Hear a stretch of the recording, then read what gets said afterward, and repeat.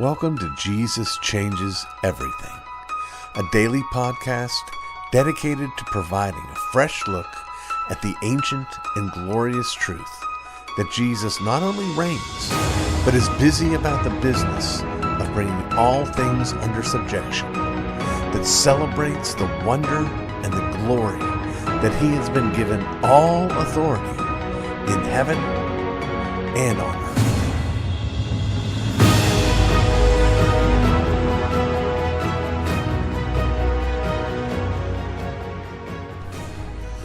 I don't know about you, but I'm not a fan of summer. I am a fan of fall and a fan of winter. And spring's okay. I used to be a fan of summer. But when I was a fan of summer, summer was something different. You see, right now I'm so anti-summer. I mean, I sincerely feel bad about it. I mean, I know that everything's a gift from God and that he determines the seasons and I should give thanks to him. And so I do feel guilty about it, but I don't like it when it's hot. And because I don't like it when it's hot, I don't like summer. Now, I'm blessed to live in Fort Wayne, Indiana, which is a whole lot better than living in Orlando, Florida, with respect to the heat. But I still look forward to having summer in my rearview mirror. Now, I know that summer, in one sense, does not end until the third week of September, and we're not yet in the third week of September, but I don't like summer so much that I have a number of different summers in my head. One judgment that I make, one way that I count the time is the longest summer. That is, I consider May through September to be 5 months where it is likely to be much more hot than I would like, or at least possible that it will be so. So I count those 5 months together in one sense. There is what I call legal summer, which is the one that ends in the third week in September. But then there's what I call school summer. School summer is June, July, August. I'm not sure why it ended up this way, given the fact that it doesn't start until the third week of June and ends in the third week of September. But when I was a kid, that's how we learned it. We learned that June, July, August were the summer months. September, October, November, the fall months. December, January, February, the winter months. March, April, May, the spring months. Well, we haven't reached legal fall, but we've reached school fall. And for that, I give great thanks. I know there's going to be more heat coming, but I'm grateful for it. That means, however, on the other hand, that school has started for me. I am not pursuing a degree, but I do once again find myself teaching philosophy at Ivy Tech Community College. And it's a job that I very much enjoy. It is I'd say if you count the commute, I'm making about $15 an hour, about what I would make if I were delivering pizzas. So it's not the most lucrative thing in the world right now in my context, but I do enjoy it much more than I enjoy delivering pizzas, and much more than I enjoy summer. But because it's fall, we're now coming into a whole nother season of COVID. I really, really believed that this would all be behind us by this time. I didn't know for sure, because again, all along I've been telling you all, this is one of those places where I want to be quick to confess my ignorance and not take a strong stand on anything that's above my pay grade in terms of the science of the thing. But just in my gut, I just thought, well, surely by the time fall rolls around, we'll be looking back at this event. But it's not the case. As you're listening, I hope that still on the planned agenda is football. I'm looking, well, at least professional football. I am looking forward to professional football. It's one of my favorite things about the fall is the opportunity to watch my beloved Pittsburgh Steelers play. I'm still nervous that something might happen, that it might not come to pass. But whether we play football or not, whether or not COVID keeps us relatively confined, we're going to have some real blessings coming down the pike for fall. We're going to have cooler temperatures. We're going to have the brilliance of the fall leaves as they change. We're going to have the melancholy sight of those leaves turning brown and then slowly descending to the ground. We're going to smell the fecundity of those leaves as they begin to break down and become food for next spring's grass. We're going to smell pumpkin. We're going to smell all sorts of wonderful things. I hope you're looking forward to a new season. I hope you're looking forward to fall. I hope that we have a nice, crisp, chilly fall. Lisa keeps telling me that it's typical for it to snow here in October. I'm looking forward to that because as much as I like fall, I like winter even better. But we're going to be here one way or the other. We're going to continue, God willing, to produce the Jesus Changes Everything podcast as Jesus continues to change the seasons, and going into 2021 as he changes the year. We're going to go celebrating that he is in charge of everything, that he's out the business of changing everything, and that he rules over all things. Happy fall, y'all, and God bless.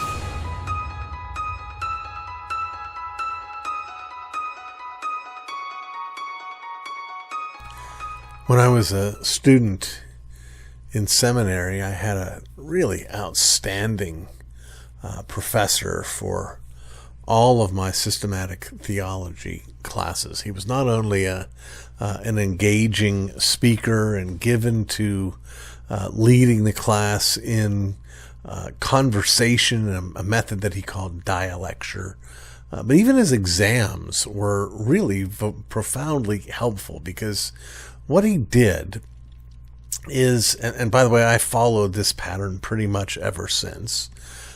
He would, on the exams, list maybe 50 key terms or dates or names, and you had to, write out as much as you could in as little time as you had about each of these names, dates, or places, or terms, or whatever they were, giving the context. If it was a Greek or a Latin term, giving the translation, maybe even highlighting the opposite view. If the word was supralapsarianism, then we have to define that, and then probably also want to include a definition of infralapsarianism. And so it was all built on these terms. We didn't have to write essays, didn't have to write long papers, just had to sort of learn to grasp these key terms. Well, this guy was not just a great professor and not just a great test writer. He was also a very gifted writer. But one of the complaints that he would sometimes get as a writer is that he would write his prose at a level of difficulty that was harder than many others. And we would get, or he would get rather, mail all the time saying, "I love reading your books, but I have to have a dictionary nearby." Well, if I haven't let the cat out of the bag yet, that professor was my father. And I mention all of this because in this curating your book library segment, I want to commend to you one of his books that fits right in line with what we've been talking about. The book is called Essential Truths of the Christian Faith.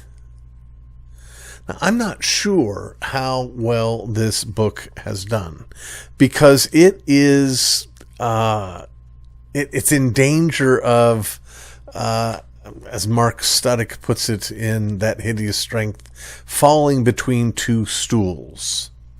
It is a little too much to be a dictionary and a little too little to be a systematic theology. What it does is it looks at about 100 key theological terms and gives a definition and gives a context and connects it with a particular person in church history, perhaps, and does so in, I don't know, maybe a page or two. So it's not, again, not an extensive unpacking of this idea, but neither is it just a few sentences like you'd find in a dictionary. It's in between these things. So it's almost too much information. If you're reading along, you come across a word, you think, I'm not sure I know what propitiation is. I should probably look that up. And you look it up. Or you could be brave and courageous enough to just sit down and read the book through, to not just treat it as a reference, but treat it as a monograph. And that's what I would encourage you to do. I would encourage you to read through it because he's such a good writer. Anybody else, it might be a profoundly boring exercise, but just think of it as a book with 100 very short chapters on 100 very important themes, written by a very gifted writer. And as you do that, just like as we would prepare for our exams, it's not just the capacity to, give a definition for these terms, but what it does is it sort of takes these ideas and makes of them well-hewn bricks for your worldview, so that they're smooth and so that they're level, and you can put them on that wall that you're building. And again, make it smooth, make it straight. It prepares you to connect ideas in the appropriate way. I've said it publicly many, many times that my father did not have any sermons. He did not have any lectures. He did not have any speeches. What he had at his disposal was 10,000 2-minute speeches. And if he was assigned at a conference to speak for 50 minutes, what he would essentially do is take 20 of those 2-minute speeches and string them together and put up some connective tissues along the way to get to his 50 minutes. If you've ever listened to him, you've been through that. Anytime he's going to use the word ism, he's going to stop and talk about what that suffix does, and he's going to talk about how it's a good thing to believe in humans, but not such a good thing to believe in humanism. That kind of little speech that he always would do. There's a cajillion of those. Well, this is like that. And it just equips you and empowers you and put you in a place where you can do something else I'd commend to you, which is read lots more of his books. He's a really good writer, and by the way, incredibly sound. So today I'd encourage you to take up and read Essential Truths of the Christian Faith. It's published by Tyndale. And as always, I would love to hear back from you. Have you read this book? Have you found it helpful? Or if you pick it up now and read it after you're done, send us a message and let us know what you think.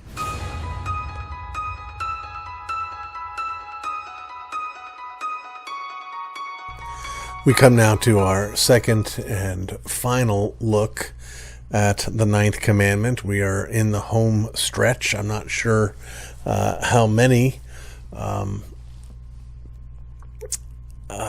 segments we'll devote to the 10th chapter, but we're now at that place where we're talking about the commandment to not bear false witness against your neighbor. And I promised last time that one of the things that we would talk about, in fact, we'll probably devote the majority of our time to this question, is the question of whether or not it's ever legitimate to tell a lie. Now, before I attempt to answer this question, I want to lay down some parameters. First of all, I want to say that it's very easy, on the one hand, to just sort of adopt a very pious position and to just assume from the outset that any other position is unbiblical, making excuses, rationalization, and, we shouldn't be doing that or taking that perspective. It may be that those who argue that some lies are justified, it may be that they're rationalizing their sin, or it may be that they're seeking to understand what the Word of God has to say.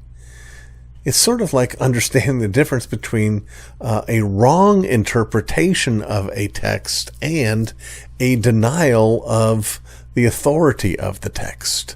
A person can say the Bible is inerrant and true and it teaches X when in fact it doesn't teach X. They still haven't denied its inerrancy. Are you tracking with me there? Now, the second thing is the other side of the horse. I don't think it's fair when you're arguing against the position that we can never tell a lie to pile on with the consequences if you don't. Why, if you don't tell the lie, then this terrible thing is going to happen. If you don't lie, then the nuclear bomb's going to go off in the city. If you don't tell the lie, millions of people will die, etc., etc. That's got nothing to do with it. The issue can never be what is my guess as to what the consequences will be if I do X or don't do X.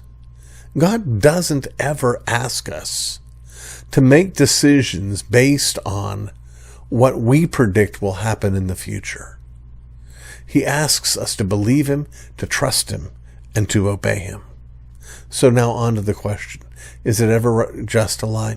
Absolutely. How do we know? Well, we know for this reason. We know because God praised people who did so. We have the Hebrew midwives. Now, I understand that just because something happened in the Bible doesn't mean that doing the same thing is a biblical thing to do. Right? People committed adultery in the Bible. That doesn't make adultery biblical. It's unbiblical. And so I'm not arguing that because it happened in the Bible that therefore it's biblical. But I am going to say, both with respect to the Hebrew midwives and with respect to the lie that Rahab told, protecting the spies, that in both instances, these women are praised in Scripture. Now, the counter argument is Rahab, it doesn't say specifically that Rahab was praised for telling the lie. Well, that's true.